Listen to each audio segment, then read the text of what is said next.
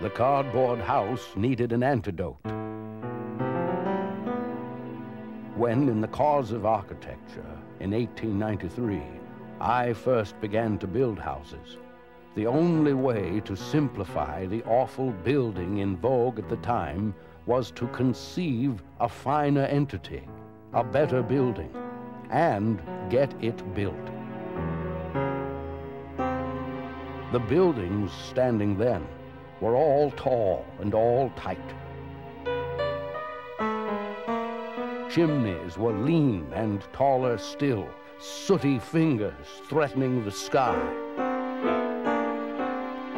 And beside them, sticking up by way of dormers through the cruelly sharp saw-tooth roofs, were the attics for the help to swelter in. Invariably, the damp, sticky clay of the prairie was dug out for a basement under the whole house, and the rubbled stone walls of this dank basement always stuck up above the ground a foot or more and blinked with half windows. The lean upper house walls of the usual 2 floors above this stone basement were wood, clapboarded and painted, or else shingled and stained, preferably shingled and mixed, up and down, all together with moldings crosswise. These overdressed wood house walls had cut in them, or cut out of them to be precise, big holes for the big cat and little holes for the little cat to get in or out, or for ulterior purposes of light and air. The house walls were becorniced or bracketed up at the top into the tall, purposely, profusely complicated roof. The whole roof was scalloped and ridged and tipped and swanked and gabled to madness. The whole exterior was bedeviled, that is to say, mixed to puzzle pieces, with corner boards, panel boards, window frames, corner blocks, plinth blocks, rosettes, fantails, and jigger work in general. This was the only way they seemed to have, then, of putting on style. Unless the householder of the period were poor indeed, usually an ingenious corner tower on his house eventuated into a candle snuffer dome, a spire, an inverted rutabaga, or radish, or onion, or what is your favorite vegetable? Always elaborate bay windows and fancy porches played ring-around-a-rosy on this imaginative corner feature. And all this the building of the period could do equally well in brick or stone. It was an impartial society. All materials looked pretty much alike in that day.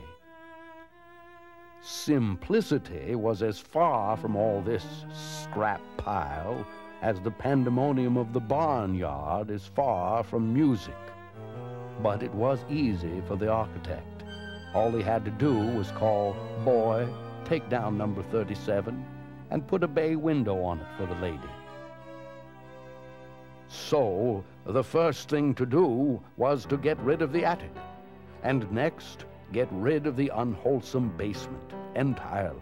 Yes, absolutely, in any house built on the prairie.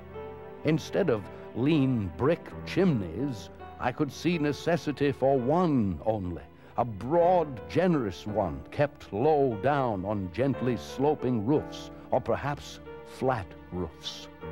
The big fireplace below, inside, became now a place for a real fire. It refreshed me to see the fire burning deep in the masonry of the house itself. Taking a human being for my scale, I brought the whole house down in height to fit a normal man. Believing in no other scale, I broadened the mass out, all I possibly could, as I brought it down into spaciousness. I am 5'8" tall. It has been said that were I 3 inches taller, all my houses would have been quite different in proportion. Perhaps. House walls were now to be started at the ground, on a cement or stone water table that looked like a low platform under the building. But the house walls were stopped at the second-story windowsill level to let the rooms above come through in a continuous window series. Here was true enclosure of interior space, a new sense of building, it seems.